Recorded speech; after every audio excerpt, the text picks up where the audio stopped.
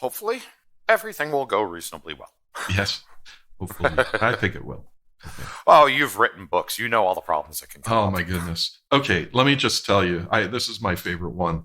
I send in my first draft manuscript, and my executive editor, not mine as in that she works for me, mine as in she is the executive editor that I send things to, and she gives feedback. She's like, "Wow, really clean manuscript, Vaughn," and what that actually translates to only about 100 plus copy edits in every chapter. It's just incredible what a really good copy editor can come up with, and just like this little, did you mean this? And oh yeah, I didn't realize that could be taken. You're right. That is actually a better way of saying that. Yeah. Thanks. Yeah. And my copy editor actually came up with, what was it? I don't know if it was in a later chapter or something, but I was trying to describe like a sort of, I don't know, blob of value or something like that. And she came up with dollop. And I was like, dollop, wow, that's a pretty cool word. And I really like that. And she said, well, I was out, I don't know what it was, a dollop of whipped cream or something. I don't know what it was. It was like, yeah, I went out for this yesterday and I got a dollop of this, and the word came to mind. So yeah, they're pretty creative. I have to say, the one thing that is very, very weird with writing books is when you want to use something as like an introductory quote. Oh, yeah. Because if you want to quote somebody like that, it's absolutely necessary that you attempt to contact them to make sure they're okay with it. And yeah. So the introductory quote for the book is, "The universe is made of events, not objects." By Carlo Rovelli. And I did actually get permission to use that quote. Wow, cool. Very good. I should have, this is cool because we were just saying goodbye almost, and now we're into another topic. So how is the whole world full of events? Just as a kind of a, I guess, cliffhanger for everybody to get into your book. Well, you have objects all over the world, but what really you have is the events that have happened from those objects. Yeah. Otherwise, there would be no concept of perception. Yeah, I actually say that everything is reactive. Like, even when you talk about someone, you say, oh, they're a very proactive person. They're only proactive as in they're doing something sooner based on an event that they've seen, essentially. Yes. Right? They're just doing something sooner than other people tend to do.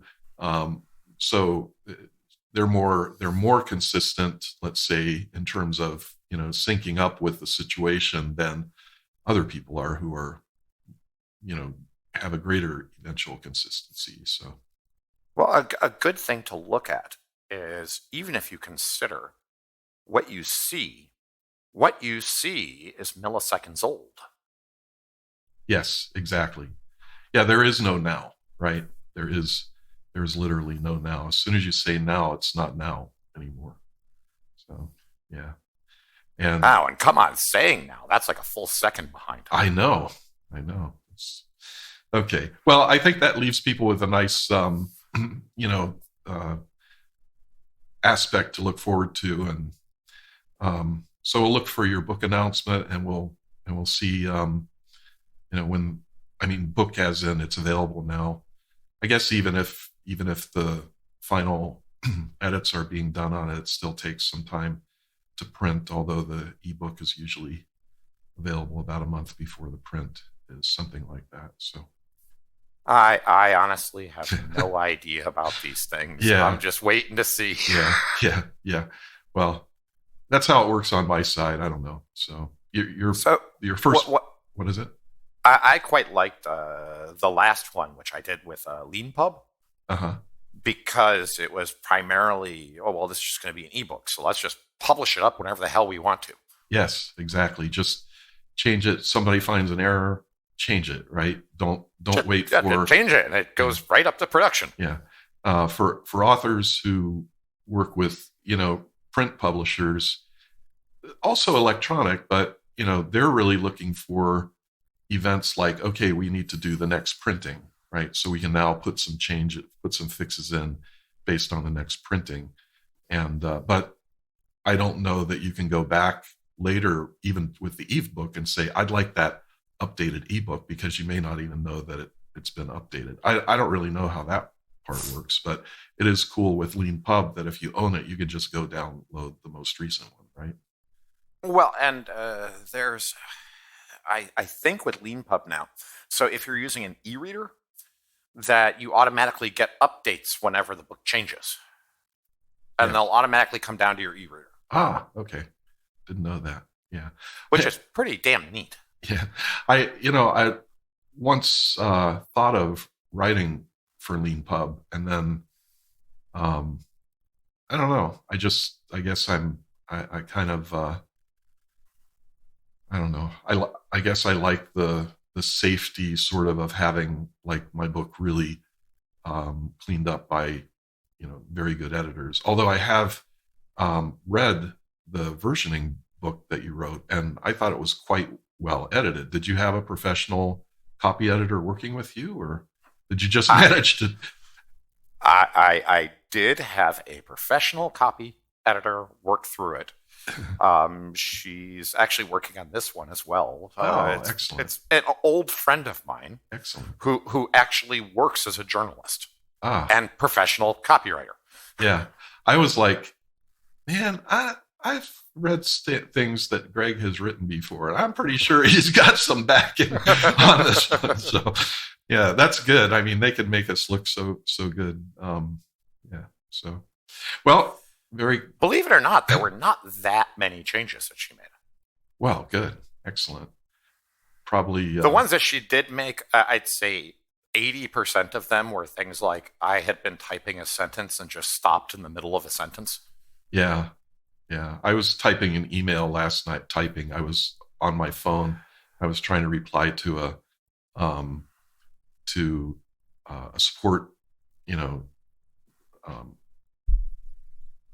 problem was raised about our Domo product, the modeling product, and so I'm there on my phone, like I had just gotten ready to go to sleep, and I was like, oh no, I got to answer this guy, and so I'm writing, and this morning I woke up and I had like 3 unfinished sentences,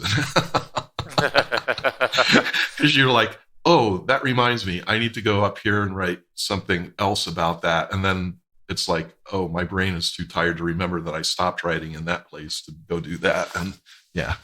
Well, and it's especially true when you are popping between chapters towards the end. Oh.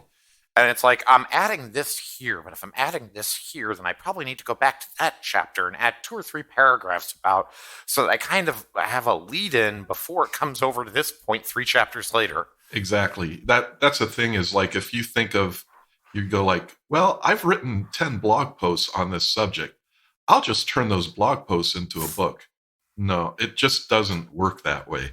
A book is not 10 or 15 or 20 blog posts. It's a different animal altogether, and it has to live together. It has to be cohesive. Yes, and the cohesion is the hard part. Yeah, that is it. That is the real. The really good ones, though, it's when you have jokes that go through multiple chapters. Yeah, that's okay. There's another cliffhanger. But it's you start telling the joke in chapter 2, then you tell the middle of the joke in chapter 4, and then in chapter 7 you get to the punchline. Well, okay, maybe this is actually a good time to pause for now, and let's say that when your second book is well along the way, or even close to done, we could have another conversation. How's that? Sounds good. Okay, great. Hey, thanks so much, and we'll talk to you another time.